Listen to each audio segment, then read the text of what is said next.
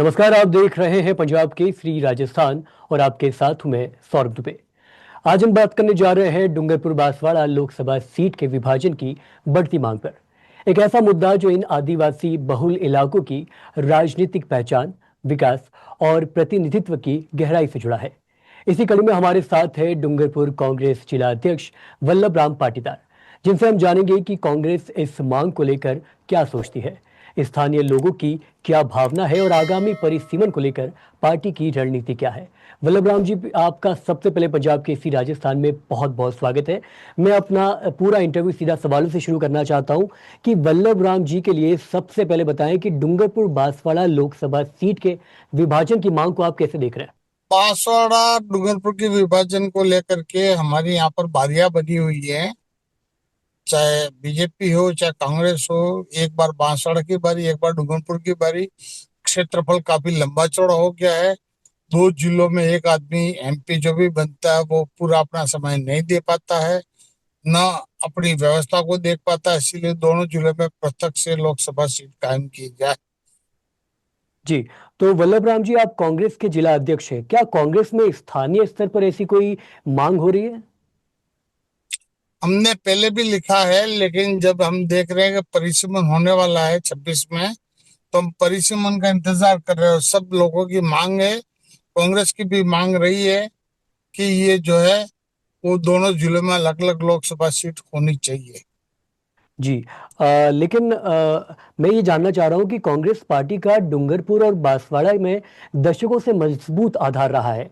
फिर भी आज इन इलाकों में आदिवासी जनता, साथ ही साथ खुद कांग्रेस नेता डूंगरपुर और बांसवाड़ा को अलग अलग लोकसभा सीट की मांग कर रहे हैं। आखिर क्या वजह है, क्योंकि आप लंबे समय से डूंगरपुर और बांसवाड़ा की राजनीति में सक्रिय रहे हैं। इसमें ऐसा है साहब कि यहाँ पर जो है वो करीब 70-80%, 75% जो एसटी बाहुल्य क्षेत्र है, दूर दराज क्षेत्र में बसा हुआ है। और ये पूर्वजों से कांग्रेस का गढ़ रहा है। लेकिन किन्हीं परिस्थितियों में हमारे बीच में भी एक बाप पार्टी आई और उन्होंने भी अपना वर्चस्व कायम करने की कोशिश की। कभी भाजपा कभी कांग्रेस, लेकिन लंबे अरसे तक कांग्रेस का शासन रहा है। और हमारे यहाँ से कांग्रेस के सांसद हर बार विजयी रहे हैं, बहुत पहले। जी, तो वल्लभ जी, आपको क्या लगता है कि डूंगरपुर बांसवाड़ा का क्षेत्रफल या जनसंख्या के आधार पर बोले तो बड़ी जनसंख्या है, क्या विकास करना मुश्किल बना देता है ये सब चीजें? नहीं, दो क्षेत्रफल लंबा चौड़ा हो जाता है तो उसमें विकास में दिक्कत आ ही रही है। और अगर ये क्षेत्रफल छोटा हो जाएगा विभाजन की दृष्टि से, और परिसीमन में दोनों लोकसभा सीटें अलग हो जाती हैं किसी इधर उधर जोड़ तोड़ के, तो निश्चित ही विकास में गति मिलेगी। तो इसका मतलब है कि अलग संसदीय प्रतिनिधित्व इन सारी समस्याओं का समाधान बन सकता है एक। बिल्कुल बिल्कुल सही बात है।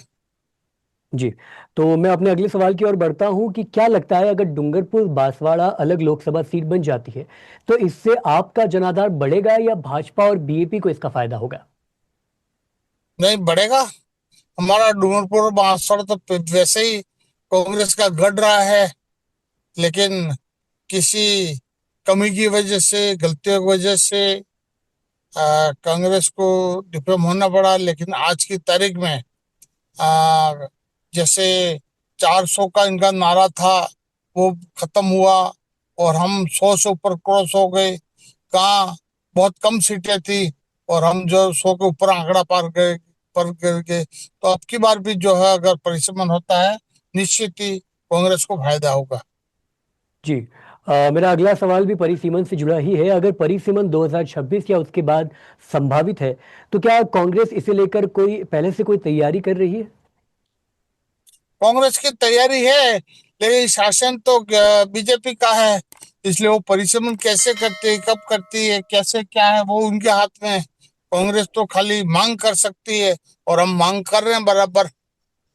जी, तो आपको क्या लगता है कि परिसीमन में पारदर्शिता होनी चाहिए, कहीं ऐसा ना हो कि इसको फिर सियासी रंग दे दिया जाए, कोई राजनीतिक रणनीति का हिस्सा बनकर रह जाए परिसीमन?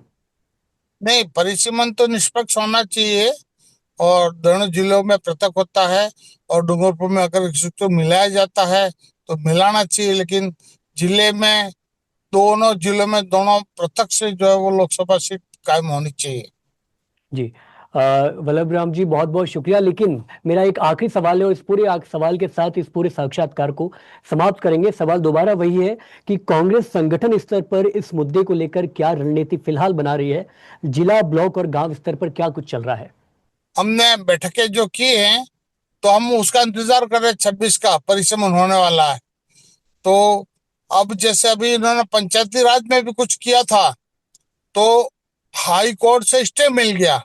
तो अगर ये परिसीमन को सही दिशा में लगाते हैं तो निश्चित ही दोनों जिले में लोकसभा सीट कायम होनी चाहिए, और गलत दिशा निर्देश में जाएंगे तो हमको कोर्ट की शरण लेनी पड़ेगी।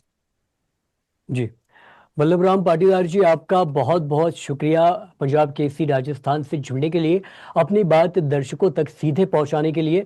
हम लगातार इस मुद्दे को लेकर उठा रहे हैं। डूंगरपुर बांसवाड़ा विभाजन की जो मांग है वो जनता के बीच में लगातार सक्रिय है, इसलिए हमने सोचा कि इस पर एक स्पेशल इंटरव्यूज सीरीज तैयार की जाए, जिसमें आप जैसे जो भी स्थानीय दिग्गज नेता है उनका साक्षात्कार करें और उनके वक्तव्य को समझे, उनके बयान को समझे और उनके बयान को सीधे और स्पष्ट रूप से जनता तक पहुंचे। आपका बहुत बहुत शुक्रिया पंजाब केसरी राजस्थान से जुड़ने के आपका लिए। आपका बाकी पंजाब आपकी पंजाब केसरी ने हमें इस साक्षात्कार में सम्मिलित किया। मैं पंजाब केसरी और आपका भी बहुत बहुत धन्यवाद करता हूँ। जी, बाकी दर्शकों लगातार प्रदेश भर की तमाम छोटी बड़ी खबरों के लिए देखते रहिए पंजाब केसरी राजस्थान। नमस्कार।